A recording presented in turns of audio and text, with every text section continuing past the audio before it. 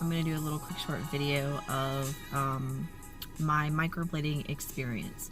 So I'm in my car, I'm waiting, you know, the lighting in my house was kind of dark. I'm trying to make this lighting thing set up. But anyways, so backstory is I went with my friend to, well, she went and got her eyebrows microbladed.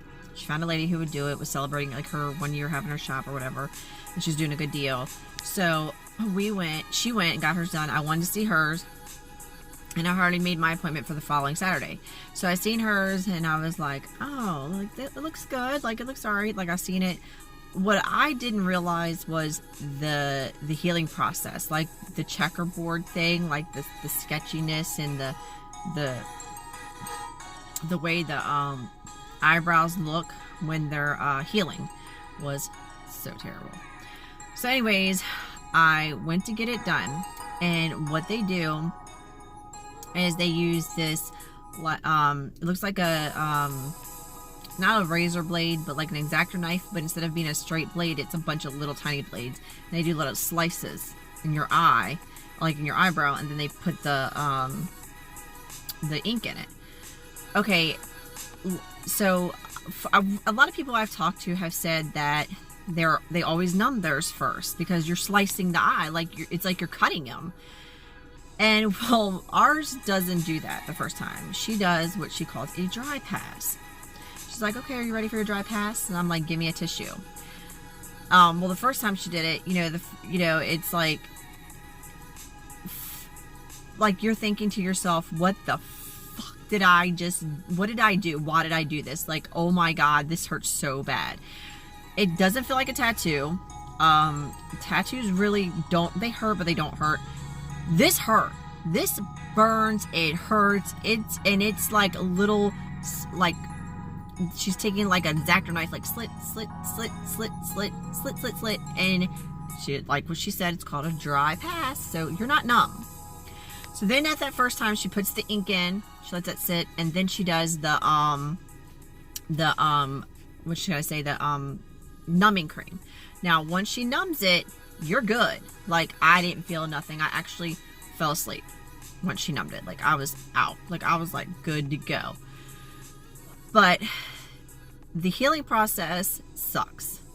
So yesterday, like I said, I just went back for my touch-up. Now, I did like the way they looked before I went back for the touch-up. My husband was like, don't go back. You know, I like the way they look. They look good. You know, you look like Groucho. And I'm like, really? Like, okay, whatever. Like, you know, Groucho.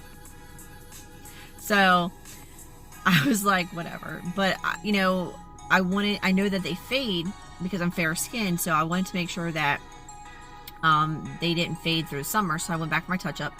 And, you know, this is my touch-up. Like, you know, I'll show you my touch-up. Like, this is the touch-up. Okay. So that's my touch-up. Yeah, they're very dark. Okay. But I'm going to show you right now what the healing process looks like. Like, day 1, the first time, looked good. Day 2, you know, okay. Then you have, like, day 3, day 4, day 5, not so bad. Like, 6, 7, okay. Like, 6, 7, 8, I want to say, you can see the scabbing really well, and it looked so bad. Like, I was so embarrassed to go anywhere. Like, I was wearing like my sunglasses all the time. Like, I'd be like, hey, what's up, guys? You know, I'd always have my sunglasses on. So I want to see what they look like once this part is done. Like, this is my touch-up, so I want to see what it looks like before the touch-up. I mean, after the touch-up is done. And then they say you're supposed to come back. She wanted me to come back right after summer. And then after summer, I will be good for, like, I think she said a year, I'm thinking, or longer. I'm not positive. But, like, after summer, you know, it's like the fall you're supposed to go back, because when you're in the sun, it's supposed to, like, fade it a lot. I'm going to see how mine looks after the summer, because right now they're extremely dark, and my hair is kind of light. Like, yeah, I know I dye my hair, but it's still, like, not super dark. So, you know, my eyebrows aren't supposed to be super dark. Excuse me. I'm also not 100% on this dry pass thing. Like, when I went back the second time yesterday, I didn't remember it being so painful and hurting so bad on that. She's like, okay, time for your dry pass. And I'm like, okay, you know, no big deal. I was thinking to myself, what are you doing? Why are you doing this again? Why are you putting yourself through this again? Like, then I was thinking, is it too late to stop? Like, am I already halfway in? Can I walk around with one eye done and one eye not? Like, can I just have my daughter? She's really good at makeup. Like, I wonder if I could, like, get this eye done and then, like, maybe I can have her fix this one all the time. Like, you know, the things that go through your head when you're in pain like that. Like, what are you gonna do? Like, I don't know. So I was just like, screw it. Just let me get this over with. And I did. And they are dark. I will say that I feel like she outlined it more. I don't know. I want, you never know what they're going to look like until they're healed. Like, that's the problem. Like, you don't know. They shrink, which they're supposed to. They're not supposed to be big and bushy. But that's the reason why my husband calls me Groucho when I got it done. But they're supposed to, you know, be shrink and look normal and natural. But I asked her, I said, well, you know, a lot of people I talk to, they say clean them or moisturize them. And she said that's more the Brazilian way. I don't recommend it. So basically, you're not supposed to get them wet. You're not supposed to do nothing to them unless you want to put coconut oil on to moisturize them. I don't know. I'm putting coconut oil on mine because I want them moisturized. So we'll see.